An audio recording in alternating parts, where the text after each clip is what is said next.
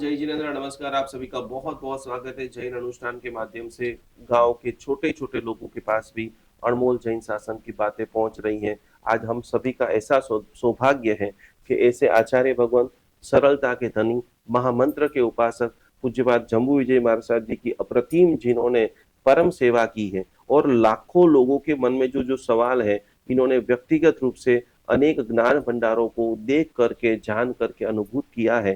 तो ऐसे गुरुदेव को हम सभी लोग मत्थयण वंदामी वंदना करते हुए, वर्तमान समय की बहुत सारी जो समस्या में से पूरा समाज आज गुजर रहा है, कई सारे राह नहीं दिखाई दे रही है, कहीं इधर उधर पूरा समाज भटक रहा है। तो आज हम गुरुदेव के माध्यम से इस दिवाली से अगली दिवाली तक क्या ऐसा धार्मिक आयोजन, क्या ऐसी 24 तीर्थंकर भगवंतों की आराधना, क्या हमारे सम्यकदर्शी देवी देवताओं की आराधना करें, जिससे कई सारे लोगों के जीवन के अंदर आप सभी लोग परम प्रसन्नता को प्राप्त करें। सभी साधक आपको गुरुदेव मत्थयण वंदामी कह रहे हैं। धर्मलाभ सभी को। एक ऐसा चमत्कार, जब हम तपोवन के अंदर पढ़ते थे कि बीच में एक बहुत बड़ा दुष्काल का समय आया था, तब हाँ। गुरुदेव ने कुछ विशिष्ट कोटि का शत्रुंजय महातीर्थ, पूरा एक रजनीकांत भाई देवड़ी का अनुष्ठान कराया था। वो देवड़ी का अनुष्ठान गुरुदेव ने नहीं करवाया था। जी, तो किसका था? जब 3 साल का भयंकर अकाल पूरे गुजरात में या पूरे भारत में ही था। पूरे भारत। ये कितने साल पहले गुरुदेव की बात है? 2044 की विक्रम संवत। जी, बराबर। 1988 की साल। ओके। जब मेरी दीक्षा हुई थी। जब आपकी दीक्षा हुई उसी साल पूरी प्रकृति, वातावरण डिस्टर्ब बन गया था। 3 साल का अकाल चालू ही था। मेरी पानी सब कम हो गया, पानी वगैरह नहीं थी, पशु मर रहे थे। तो गुरुदेव की करुणा जबरदस्त थी, जीव दया में उनकी जान लगी हुई थी। जी जी जी। तो उनको बड़ी पीड़ा हुई कि क्या होगा, आदमी तो फिर भी कहीं से प्राप्त कर लेगा, मगर पशुओं का क्या होगा, इतने पंछी पशु, इनका क्या होगा। तो वो रोते थे भगवान के पास जाकर के कि प्रभु कुछ करो। तो उनको प्रभु ने ही कोई संकेत दिया भाई अभिषेक पालीताना में। गुरुदेव उस समय पालीताना में ही थे। तो गुरुदेव ने वहां से मंजूरी मंगवाई कि भाई मुझे 18 अभिषेक करना है, अगर हम भगवान को अभिषेक करेंगे तो भगवान हमारे ऊपर अभिषेक करेंगे। ये साक्षात जीवंत प्रार्थना का चमत्कार, जीवंत प्रार्थना आपने। और उस समय का बहुत सारे लोग भी होंगे, 15, 20, 25 लोग, बस जो कंपाउंड में पूजा वगैरह कर रहे थे वो सब अंदर आ गए। पहली बार 3 साल के बाद पहली बार बारिश हुई तो वो भी नाचे कूदे। उस समय तो माहौल इतना बन गया था, गांव के ढोलियों ने सोचा कि ये कोई ओलिया पुरुष है कि जिसके कारण ये बारिश आई है। वो इतने खुश हो गए थे कि सारे गांव के ढोली इकट्ठे हुए और गुरुदेव को दूसरे दिन सुबह जुलूस के स्वरूप में ऊपर ले गए। दादा की यात्रा के अंदर वो सारे ढोली बजाते बजाते ऊपर गए और इतने खुश हो गए थे वो लोग कि जो अपने मोतीशाह टूक का ऊपर का ओटा जो है, दादा के टूक में जाने का, बराबर है। उस ओटे के ऊपर उन्होंने गरबे लिए और गरबे लेके समय इतना तान में आके उन्होंने जो ढोल बजाए, कितने के ढोल फट गए, टूट गए, मगर उनका तान कम नहीं हुआ। इतना हर्ष था उनका। और उसके बाद कच्छ के लोगों को पता लगा कि गुरुदेव के कारण ये बारिश आई, तो कच्छ के लोग गुरुदेव को विनती करने आए और कहा कि गुरुदेव कच्छ में तो बार बार ऐसी स्थिति आती है, साल 2 साल में एक बार तो अकाल आता ही है। जी जी जी। तो आप कच्छ में पधारो, आप करोगे तो पूरे कच्छ के सभी मंदिरों का हम सामूहिक आयोजन कर देंगे अभिषेक की, मगर आप वहाँ बारिश आए ऐसा कुछ करो जी। तो गुरुदेव ने बेड़ा झेल लिया। वाह। फिर विहार शुरू हुआ। लोग रास्ते में पूछते थे कि गुरुदेव इस बार कच्छ में क्यों? क्योंकि बारिश लाने के लिए जा रहा हूँ। मैंने हाथ जोड़ के विनती की, गुरुदेव ये तो कुदरत है, अपने बपौती नहीं है। जी जी जी। तो जरा ऐसा कहो कि भाई हम जा रहे हैं, हमारे जी जी बारिश लाने के लिए बोल रहे हो, यहाँ तो आ गई, इज्जत बढ़ गई, वहां जाके धज्जियां भी उड़ सकती है, कुदरत को कौन पहुंच सकता है, क्योंकि तो तुझे पता नहीं भगवान को की हुई प्रार्थना कभी फेल नहीं जाती। वाह।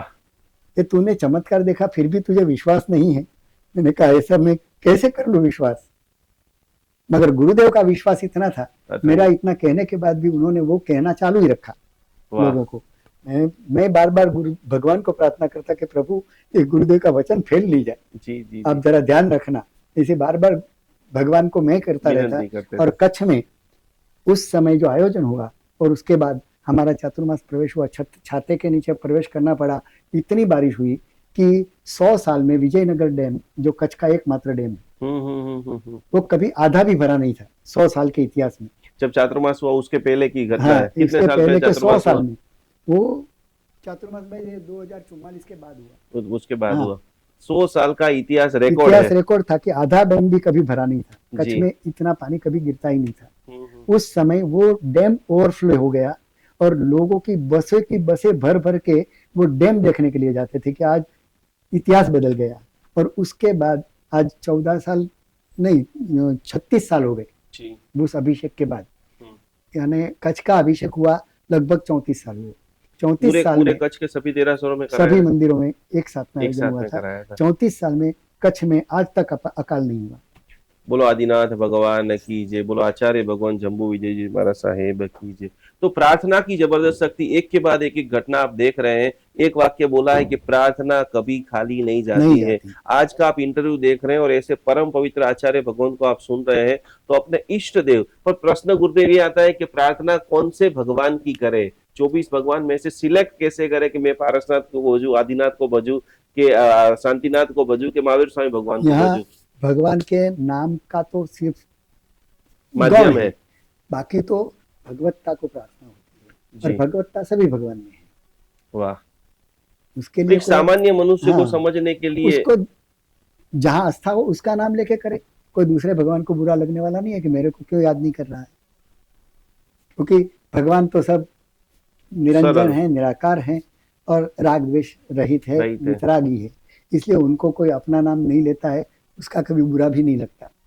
इसलिए किसी भी भगवान का नाम लेकर के प्रार्थना करो, प्रार्थना तो हृदय से प्रार्थना करो, हृदय से प्रार्थना करो, विश्वास के साथ करो कि प्रभु को की हुई प्रार्थना कभी आज तक विफल नहीं हुई है। वाह, अद्भुत। बहुत एक छोटा सा, एक दो छोटे छोटे प्रश्न कि घर का मंदिर कैसा होना चाहिए? आजकल बहुत सारे लोग फोटो रख देते हैं, बहुत सारी प्रतिमा रख देते हैं, तो एक छोटी सी व्यवस्था कि हर व्यक्ति को जो सामने रखिए उसकी ऊर्जा अनुभव हो, तो मंदिर घर का कैसा बनाए?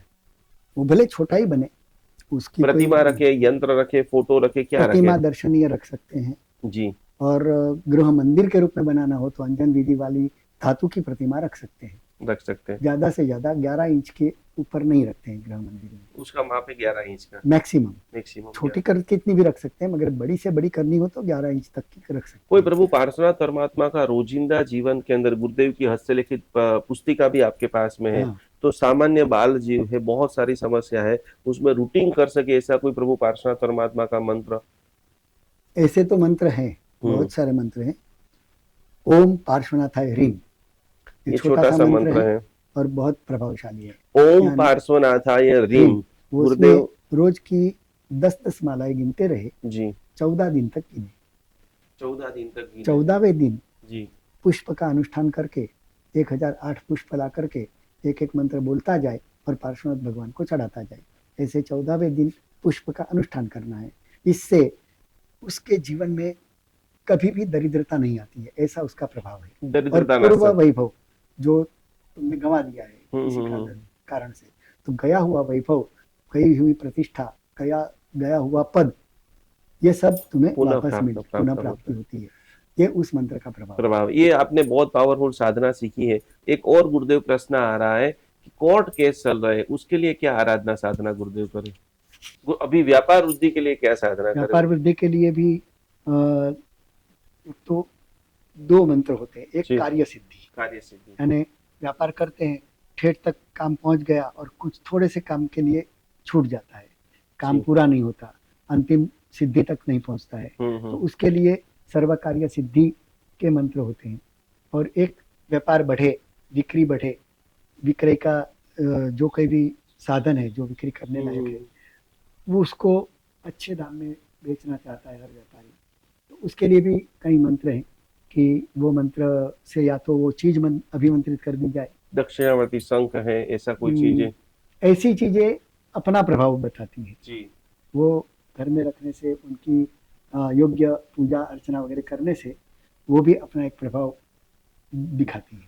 नवग्रह सामान्य मनुष्य के जीवन में कैसे काम करते हैं? ग्रह तो अपना प्रभाव बताते ही हैं जी, क्योंकि अपने यहाँ कुंडली बताते हैं और कुंडली जब भी भगवान की भी कुंडली बनती है जी, ऐसा नहीं कि हमारी ही बनती है, भगवान की भी कुंडली बनाते हैं, तो उसमें भी ग्रहों के अनुसार, नक्षत्रों के अनुसार उनके जीवन पर उनका क्या प्रभाव होगा, ये सब बताया जाता है। जी तो उनका, क्योंकि पूरी ये जो पूरा यूनिवर्स है, जो ब्रह्मांड है, उस ब्रह्मांड में एक एक चीज के ऊपर प्रभाव होता वाह। कहीं पर कालसर्प योग, पितृदोष, नक्षत्र दोष ऐसा सुनाई देता है, जैन धर्म में ऐसा होता है या नहीं होता है। है? हाँ, जो दोष कुंडली में है वो तो है, होता ही है। होता ही है। समय समय अनुसार यानी कोई रेमेडी है, आराधना हाँ, करते रहना है। रत्न चिकित्सा के बारे में गुरुदेव आपका क्या ख्याल है कि रत्नों की प्रतिमा या कोई सामान्य मनुष्य हाथ में रत्न धारण करता है तो वो उनके जीवन में इफेक्ट करता है? करता है। रत्न की प्रतिमाएं भी बनती हैं, जी। रत्न के नग भी धारण किए जाते हैं, तो उसका भी अपना एक प्रभाव है, क्योंकि बहुमूल्य चीज है, जी। पवित्र चीज है, शुद्ध चीज है, उसका कुलपात जी अपना के यहाँ प्रभाव एक है। रत्न की मंदिर की बात आती है, आपने जो सुना हो कुलपात जी हैदराबाद। में हाँ, भगवान महावीर की माणिक रत्न की रत्न की प्रतिमा है। प्रतिमा बनाई गई है। और कई जगह आपने हिमालय की यात्रा में कुछ विशेष अनुभव किया हो? वहाँ मंत्र साधना। साधकों का मिलना हुआ था, जी। और बड़े बड़े साधक थे। एक साधक मिले थे हमें, जी। टाट बाबा के नाम के उनका प्रसिद्ध नाम था, हम्म। और वो सिर्फ टाट ही लपेटते थे, ऊपर तो कुछ पहनते नहीं थे, हम्म। और हाथ में डंडा लिए। लगभग 80-85 साल की उम्र थी, और मैं अपनी धर्मशाला के बाहर 3-4 कंबल ओढ़ करके कांपते हुए खड़ा था, इतनी भयंकर ठंडी थी। और वो टाट बाबा वहां से निकले, और मैं तो आश्चर्य में डूब गया कि कमाल है, मैं इतनी कंबल ओढ़ के भी कांप रहा हूँ, और ये 85 साल की उम्र में पठान जैसा शरीर, डंडा लेके चल रहे हैं, सुबह सुबह खाली टाट लपेटा हुआ है और कुछ नहीं, गर्म कंबल भी नहीं। तो मैंने, बाबा जी जैसे ही आए, तो मैंने हाथ जोड़ के विनती की कि बाबा, मुझे एक सवाल पूछना है। जी। तो बोल बेटे, क्या पूछना है?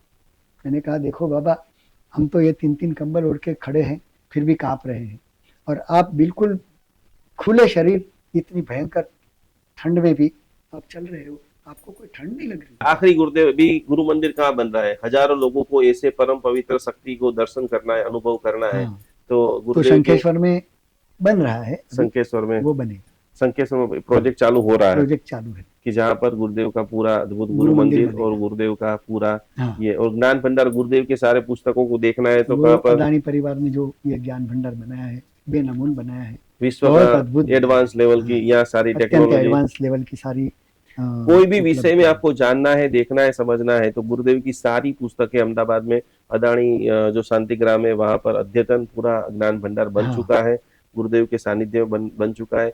आखिरी गुरुदेव हमारे लाखों दर्शकों को एक मेकता बढ़े। आज कहीं पर थोड़ा सा जैन होते नाते, थोड़े बुद्धिमत्ता होते नाते थोड़े दूर हो रहे हैं, तो आप आखिरी एकता में ही विजय है।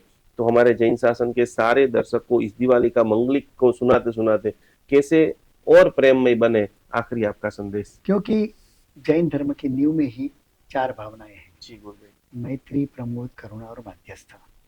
ये नींव है। ये नींव अगर कच्ची रही तो आगे के मकान तो बनने का सवाल ही नहीं। तो भगवान ने सबसे पहले मैत्री का भाव बताया। सबसे प्रथम धर्म का प्रवेश द्वार मैत्री भावना है। और मैत्री किससे करनी? किससे करना? मैत्री में से किसको बात करना? ये संभव नहीं है। समस्त जीवों के साथ जिनकी मैत्री होती है, उसी का मोक्ष हो सकता है। एक भी जीव के प्रति अगर मनमुटाव बच गया, सारे विश्व के साथ तुम्हारी मैत्री है, मगर एक व्यक्ति के साथ भी अगर मनमुटाव है तो तुम्हारा मोक्ष रुक सकता है। बहुत बहुत आपने पूरा वीडियो को देखा है। आपके जीवन के अंदर और बहुत सारी वैल्यू को क्रिएट हो, और भी आप गुरुदेव को कुछ पूछना चाहते हैं, अपने जीवन को खुशी में बनाना चाहते हैं, तो जरूर जरूर जरूर नीचे कमेंट करें। और गुरुदेव अभी कलिकुंड के अंदर है, उपदान तप की जबरदस्त साधना है, उसमें भी जुड़ करके अपने आत्मा के गुणों का विकास करें। यही भावधारा के साथ में प्रणाम। जय जिनेंद्र, नमस्कार। जीवन के अंदर एक पल्ले के अंदर जैन धर्म की सारी बातें, सामायिक प्रतिक्रमण, पूजा पाठ सब कुछ रख दीजिए, और दूसरे पल्ले के अंदर आप रखिए साधर्मिक की भक्ति। अभी हमारे पास 500 से भी ज़्यादा जैन भाई बहन वृद्धाश्रम के अंदर अवेलेबल है। 3 जगह के ऊपर जैन अनुष्ठान जुड़ा हुआ है, आप ये देख रहे हैं। प्रत्येक माता पिता को हम लोग पूरी तरह से सेवा, भक्ति, व्यावस समर्पण कर रहे हैं। ये सारे वृद्ध जैन है, ये सारे वृद्ध जो है, किसी न किसी इनके बेटा जो है विदेश में चला गया है, या तो किसी को पुत्र नहीं है, उन सभी की जिम्मेदारी, उन सभी की सेवा करने का सद्भाग्य जैन अनुष्ठान को मिला है। तो आप भी आपके घर पे ऊपर बैठे बैठे इन सभी वृद्धों को भोजन करना चाहते हो, वस्त्र देना चाहते हो, व्हीलचेयर देना चाहते हो, एक छोटी सी धनराशि एक छोटा सा समर्पण, मात्र 1111 रुपया समर्पण करते हुए ये सभी वृद्धों की सेवा का अनमोल लाभ आप घर बैठे प्राप्त कर सकते हो, सभी की सेवा कर सकते हो, सभी का ब्लेसिंग प्राप्त कर सकते हो। तो जरूर जरूर जरूर हमारे सारे जैनियों को सेवा करने का अप्रतिम मौका जैन अनुष्ठान आपको दे रहा है। इस क्यूआर कोड में ज़्यादा से ज़्यादा सहयोग राशि को भेजते हुए ये अनुभव लाभ को आज ही आप सभी लोग प्राप्त करें।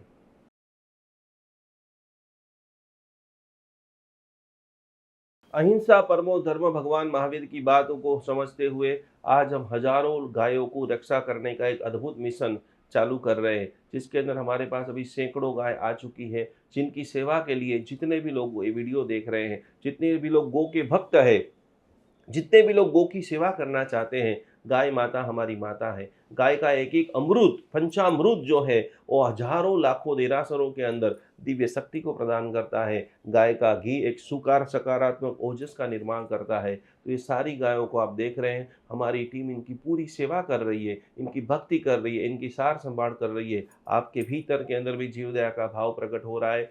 यहाँ पर स्क्रीन के ऊपर एक क्यूआर कोड दिखाई दे रहा है। मात्र 700 रुपया का अनुदान देते हुए ये हजारों गायों की सेवा करने का एक अद्भुत प्रकल्प करे। 2025 में गौ माता का ऐसा आशीर्वाद आपके ऊपर बरसे कि आपके जीवन में लंबे समय से रुके हुए कार्य, क्योंकि कहा जाता है कि गौ माता के अंदर 33 करोड़ देवता का वास है। वो 33 करोड़ देवता का वास आपका पूरा परिवार, आपका बर्थडे है, मैरिज एनिवर्सरी, जो भी है, खास करके जैन अनुष्ठान गौ सेवा के अंदर ज़्यादा से ज़्यादा धनराशि ये क्यूआर कोड के अंदर आप समर्पित करें और अपने जीवन को अमूल्य बनाएं। 33 करोड़ देवता का अद्भुत लाभ लेते हुए आपका पूरे परिवार को कोटि कोटि नमन।